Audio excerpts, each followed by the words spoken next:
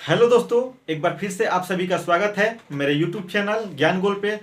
दोस्तों, आज हम लोग संविधान के क्रम में अगला चैप्टर पढ़ेंगे जो कि संविधान के अनुच्छेद से संबंधित है। और ये हमारा 9वां वीडियो होगा संविधान से रिलेटेड। तो आइए शुरू करते हैं। लेकिन इससे पहले अभी तक आप सबने चैनल को सब्सक्राइब नहीं किया है तो सब्सक्राइब जरूर कर ले। साथ ही साथ कमेंट करके बताएं कि ये वीडियो आप लोगों को कैसा लग रहा है। तो आइए शुरू करते हैं। सबसे पहले भाग 1 है और भाग 1 में कुल 4 अनुच्छेद दिए गए हैं। आप लोगों को मालूम होगा कि संविधान में टोटल 22 भाग हैं और उस 22 भाग में 395 अनुच्छेद हैं। तो सारे अनुच्छेद को हम लोग को पढ़ना है, सारे को नहीं पढ़ना है, जो जो इम्पोर्टेंट है उसको पढ़ना है। ठीक है, तो आइए शुरू करते हैं। सबसे पहला है भाग 1। भाग 1 में 1 से लेकर 4 तक अनुच्छेद हैं और इस अनुच्छेद में क्या क्या बताया गया है उसको देखते हैं। तो सबसे पहला है अनुच्छेद 1। अनुच्छेद 1 में दोस्तों कहा गया है कि संघ और उसका राज्य क्षेत्र। मैंने पिछले वीडियो में बताया था कि अनुच्छेद 1 हो गया, भाग 1 हो गया, अनुसूची 1 हो गया, सब में यही बात बताया गया है कि संघ और उसका राज्य क्षेत्र। ठीक है, भाग 2 अनुच्छेद 2। अनुच्छेद 2 में क्या बताया गया है, तो नए राज्यों का प्रवेश। हमारे देश में अगर कोई नए राज्य या कोई दूसरे देश का कोई राज्य या कोई क्षेत्र अगर हमारे देश में सम्मिलित होता है तो किस अनुच्छेद के तहत होगा, अनुच्छेद 2 के तहत। आप लोगों को मालूम हुआ कि 2015 में 100वां संविधान संशोधन द्वारा भूमि हस्तांतरण, बांग्लादेश के द्वारा भारत ने भूमि हस्तांतरण किया था, तो किस अनुच्छेद के तहत, अनुच्छेद 2 के तहत। और इस भूमि हस्तांतरण में भारत ने कुछ अपना क्षेत्र बांग्लादेश को दिया था और बांग्लादेश ने कुछ अपना क्षेत्र भारत को सौंपा था। ठीक है, तो ये किस अनुच्छेद के तहत हुआ था, अनुच्छेद 2 के तहत। अनुच्छेद 3। अनुच्छेद 3 में जो हमारे देश में राज्य हैं, क्षेत्र हैं, यानी कि जो राज्य है उनकी क्षेत्र, नाम और सीमा में परिवर्तन किस अनुच्छेद में बताया गया है, अनुच्छेद 3 में। हमारे राज्यों के नाम, सीमा और क्षेत्र में परिवर्तन किस अनुच्छेद में बताया गया है, तो अनुच्छेद 3 में। अनुच्छेद 4 में, अनुच्छेद 4 में कुछ नया नहीं है दोस्तों। अनुच्छेद 2 और 3 को संसद किस तरह से लागू कर सकती है, ये अनुच्छेद 4 में बताया गया है। तो ठीक है, भाग 1 के 1 से लेकर 4 तक आप लोग अनुच्छेद को समझ लिए। आइए फिर से एक बार रिवीजन करते हैं। अनुच्छेद 1 में क्या है, तो संघ और उसका राज्य क्षेत्र। अनुच्छेद 2 में क्या है, तो नए राज्यों का प्रवेश। अनुच्छेद 3 में क्या है, तो वर्तमान राज्यों के नाम, सीमा, क्षेत्र में आदि में परिवर्तन किस अनुच्छेद में है, तो अनुच्छेद 3 में। अनुच्छेद 4 में ये बताया गया है कि संसद अनुच्छेद 2 और 3 को किस तरह से लागू कर सकती है। ठीक है, आते हैं भाग 2। ये जो भाग 2 है इसका जो अनुच्छेद है वो है 5 से 11 तक। ठीक है, और इस अनुच्छेद में या इस भाग में नागरिकता,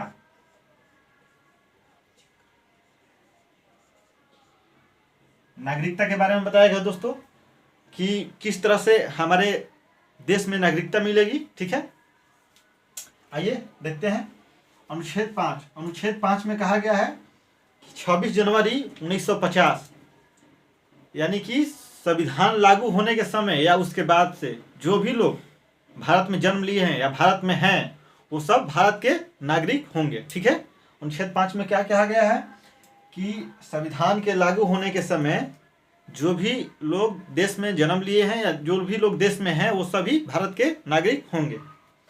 अनुच्छेद 6। अनुच्छेद 6 में कहा गया है कि जो भी पाकिस्तान के लोग हैं अगर वो भारत की नागरिकता लेना चाहते हैं तो किस तरह से उनको नागरिकता दी जाएगी, वो किस अनुच्छेद में बताया गया है, तो अनुच्छेद 6 में।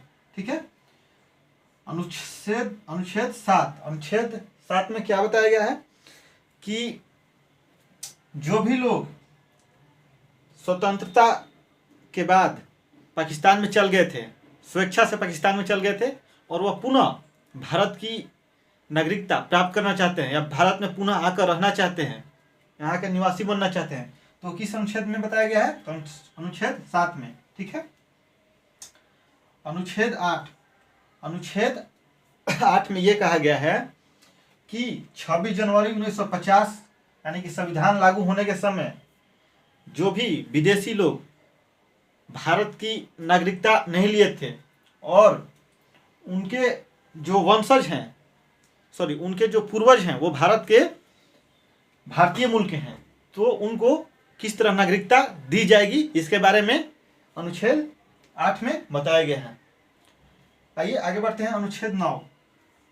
अनुच्छेद 9 में ये बताया गया है कि अगर आप किसी अन्य देश की नागरिकता प्राप्त कर लेते हैं तो किस तरह भारत से आपकी नागरिकता खत्म हो जाएगी। ठीक है, अगर आप स्वेच्छा से किसी अन्य देश की नागरिकता ग्रहण करते हैं तो भारत से आपकी नागरिकता अपने आप खत्म हो जाएगी। ठीक है, यानी खत्म कर दिया जाएगा।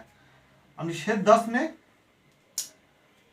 10 में बताया गया है दोस्तों कि नागरिकता किस तरह से बनाए रखा जा सकता है, हमारे देश में किस तरह से नागरिकता बनाए रखा जा सकता है। यानी कि अगर आप किसी अन्य देश की नागरिकता ग्रहण करते हैं तो आपकी नागरिकता रद्द मानी जाएगी देश से। ठीक है, तो मतलब किस तरह से आप देश में नागरिकता बनाकर रखेंगे कि आपकी नागरिकता छीनी न जाए इंडिया से।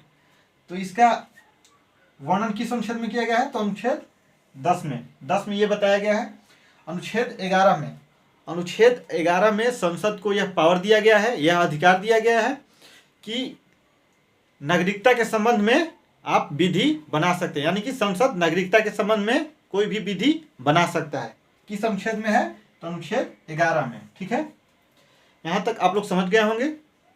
चलिए आगे बढ़ते हैं, कुछ नागरिकता से संबंधित और बातें जानते हैं। 5 तरह की नागरिकता। अब देखिए मैंने यहाँ पे दोस्तों लिख दिया है, हमारे जो देश है, हमारा जो ये देश है उसमें 5 तरह की नागरिकता की बात की गई है।